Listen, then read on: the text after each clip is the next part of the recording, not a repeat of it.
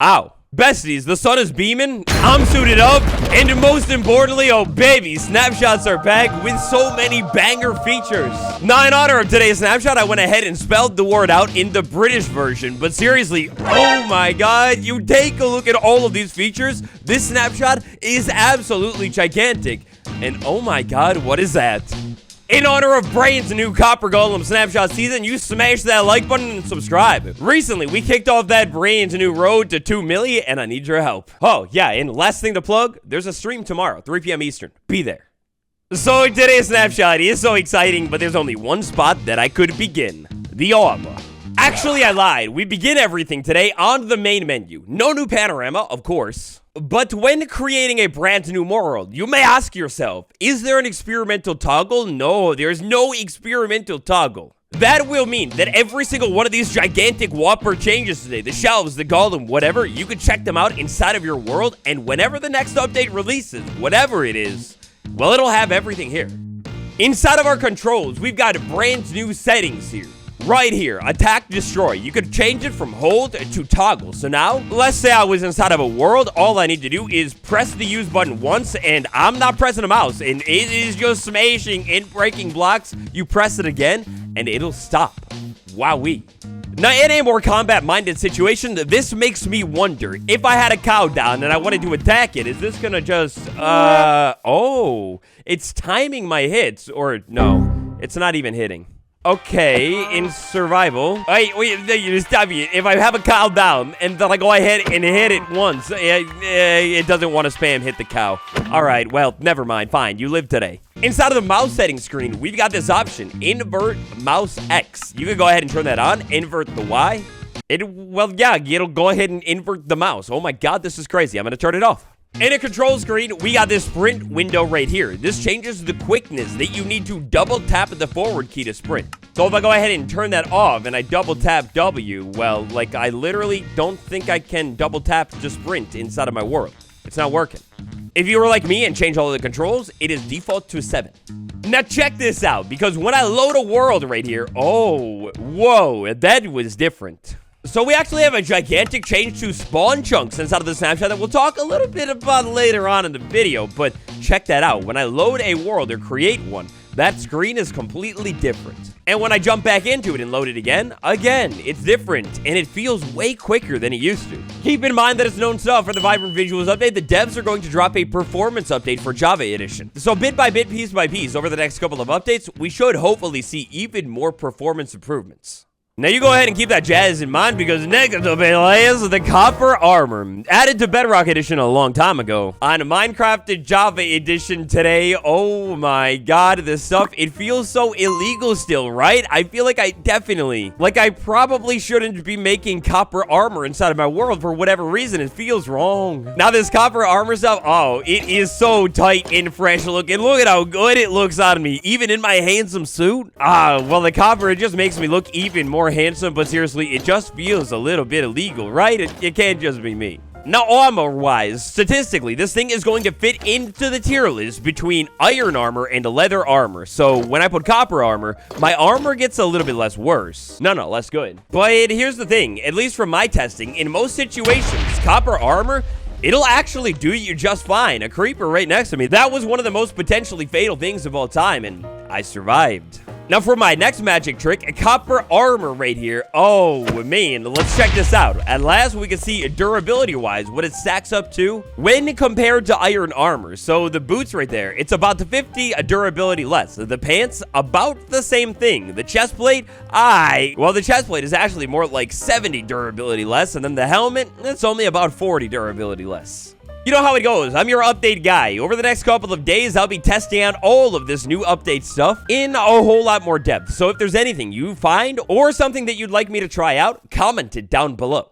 Next up is back over to the old-fashioned crafting station because, oh, mama, copper tools as well. You know, over the past couple of weeks, month or so since the stuff was initially added, I've been thinking about it, and I love how Mojang just changed their word on the idea of copper tools and armor just not being a thing because they are so good. Take this, for example, a copper shovel. If I go ahead and mine a dirt block, I mean, that's pretty quick looking right there. Like, obviously, not instantaneous, but not really noticeable in speed when compared to a hoe. shovel when compared to a shovel. I don't know where I am today. I didn't even have any coffee today, man. This is crazy. So an iron shovel mining a block right here. Technically, the copper shovel is a little bit slower, but you can't really notice it. Come on, you're lying. A copper bopper sword. So this sword is going to fit into our sword tier list right alongside stone sword right now because, well, the swords actually don't have enough diversity when it comes to how much damage they deal. Like an iron sword deals 6, a stone sword deals 5. I wonder if perhaps maybe we could be looking at potentially adjusting the other tools in order to make more room for copper. Check this out. With a copper sword, it is going to be the same as a stone sword. 2 whacks and smacks, and the cow is toast. Chopping a tree down with a copper axe, you might be wondering about it. Yeah, that's pretty quickly. Basically, all of these copper tools, this goodness, well, it's all, like, actually pretty good here. It's pretty sweet. Thinking about how easy it is to find copper inside of your world early on and how good this stuff is when compared to iron, like it's not that different. Well, I will test it more, but this update might have quite a bit of shakeup to the natural progression and the tools that you use in your world. Next up is over to the furnace. Inside of the blast furnace, we can speed this up a little bit faster. Once I have copper tools and I am done with them, they're toast. No, like literally they're toast. I can smelt these tools up inside of a furnace. And same thing is going to go for the armor if you wanted to. But you can smelt these tools up inside of a furnace for the brain to do copper nugget. Alternatively, inside of a crafting table, you could take the ingot, throw it inside of this thing, and get yourself 9 copper nuggets. These nuggets are reverse craftable. You can smash them back down into an ingot with no need for fire. And yes, cat's out of the bag with these ingots inside of the craft. Okay, wait, no. Can you not craft? Okay. All right, well, that's awkward. That's my bad. I guess you can't craft it. So next up, for this one, all I need is a tamed best friend. Now, interestingly, no horse updates have crept into the snapshot, but we do have a new horse gear. I need you to go front and center right here. No saddle for now, but instead, copper horse armor. Oh my god, look at how good that stuff is. It's got that copper tone. It's got that other copper tone on the saddle-y bit right there. But there is no saddle, of course. Keep in mind, if you want to use and steer the horse, well, you'll still need to find your saddle that you sheared and dropped on the floor and forgot about. Copper horse armor with a saddle on. Oh, yeah. Fortunately, you can still see that little green part underneath the saddle. Dude, this stuff is so good looking. Statistically, when it comes to the horse's armor, though, I'm surprised that there's not like a way to see the horse's armor on the hotbar, right? I thought that was a thing. Oh my god, the horse armor. I was wondering about this. I don't think I've mentioned it in a video. Maybe we talked about it on stream, but like, yeah, where was the horse armor? The question is answered. I wonder if this is perhaps hinting at some of the other horse changes that were allegedly leaked earlier on this year. Now the copper stuff, oh, you bet, you gotta keep it in mind. We're gonna come back to it. There's a lot more. But instead, next up, we have to segue over to the shelf. Bam! The shelf block. A complete surprise in last week's Bedrock preview. Oh, he's made it over to Java too. And it's so good. So for starters here, the aesthetic of our shelves. Due to the differences in Minecraft Bedrock and Java, they're going to look slightly different, and dare I say, I prefer how Java looks. I like how the shelf looks on Bedrock, but I love how the shelf looks on Java. Mechanically, exactly the same. At any given moment's time, you can go ahead and interact with any slot on the shelf and put an item into it and listen. Ooh-wee, I didn't remember hearing that on Bedrock. Or at least it was way quieter, but I love that sound, man. Oh, this is the most painful thing of the day. I'm so sorry to say this, but the shelf, if you want to craft it and you haven't heard about this yet. Oh, 3 of those. Oh, it's so painful. 6 stripped logs. It is mainly just painful because stripping logs is such a pain. Like, you have to place it down and strip it, then pick it back up, but whatever. With good vibes only today. The shelf block, you place it down, and look at how nice that looks. Now, the shelf block, just like on Bedrock Edition, it doesn't need to be mounted on a block. You can just place it down, and it will place down. The back texture of the shelf has a completely different texture. In this video right here, we talked all about the shelf recently, and wait, take a look at how you will hold this thing in your hand. It's kind of weird, like you're slapping it sideways, right? Of course, so many people I've noticed is like vertical slabs, or maybe even better, some kind of fancy pedestal block or something inside of your world. Man, this is so cool looking, and the build potentials, I mean, they're insane. Just like it can on Bedrock Edition, when you can put a stack of things inside of it, I said it and I meant it, a stack of things. That could be one thing if it doesn't really stack. That could be 16 if it stacks like that. That could be up to 64 if it stacks like that. Wow-wee. This is so powerful. Oh man, but it gets even better. So check this out. If I had 3 shelves placed down right there, lever, lever, lever. If I go ahead and give a little bit of redstone to a shelf, it actually completely converts over. And listen.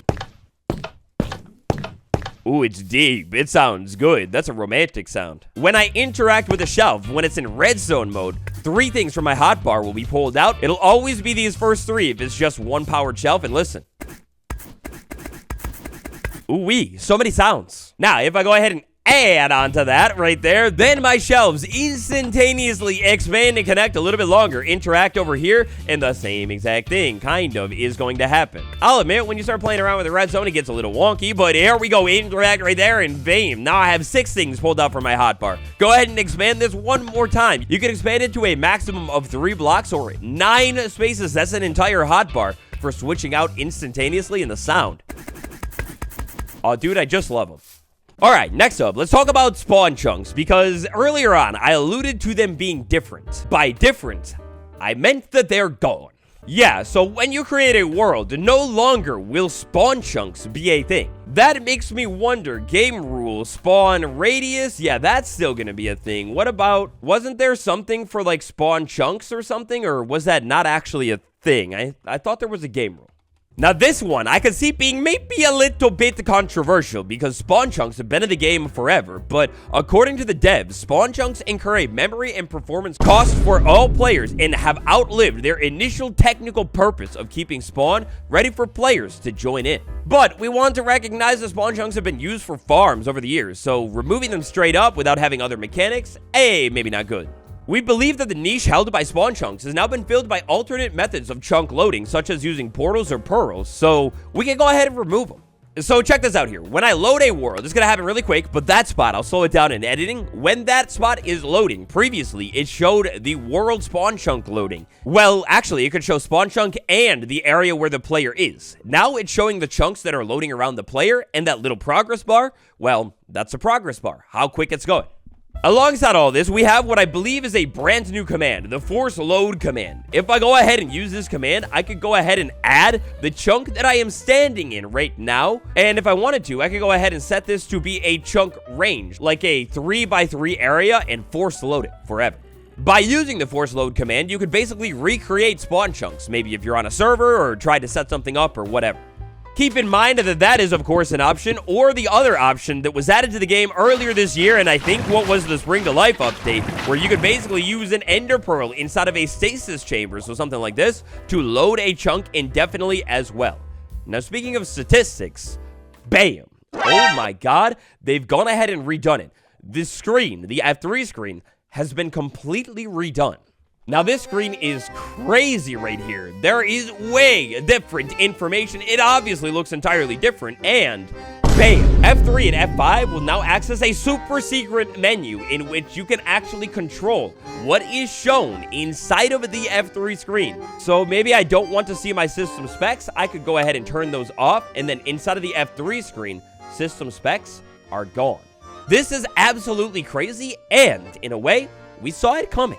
You see, inside of the snapshot, there was an absolutely gigantomongous amount of bug fixes going down, many of which have to do with the debug screen and additional information, this F3 and whatever stuff. Copper Golem, Copper Golem.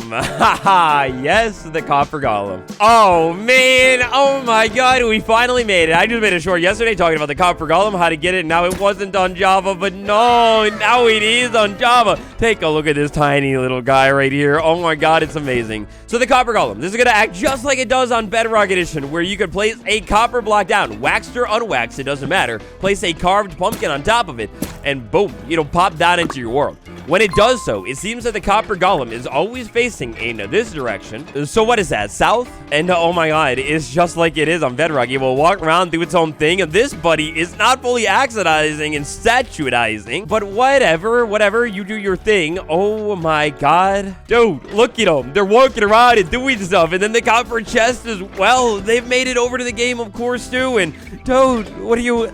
I don't even know what to say. All right, so check this out. Copper golem. Over here in an isolated environment, let's say I had myself a copper golem. Inside of this chest, maybe I had like a little bit of pumpkin seeds. Meanwhile, inside of this one, I have a lot of pumpkin seeds. Check this out. As we watch this, eventually, the golem... Hey, bud, stop staring at me. Eventually, as we watch this, the copper golem will take up to 16 seeds at a time. If I interact with you while you're doing your thing, well, I think I was too slow, but if I'm a little bit quicker, I could actually take the seeds from it. So, like, check this out. If I put things inside of this chest right here, give the copper golem a little bit of time, well, our golem boy will only be able to hold up to one type of item and up to 16 of those items at a time. But if I interact with the copper golem, like basically whack it, well, then I could actually take an item away from the copper golem. Maybe you picked up the wrong thing. Like, I don't want it to hold the flowers. What are you doing? And look at how he holds them. Dude, wait, where are you? Never mind.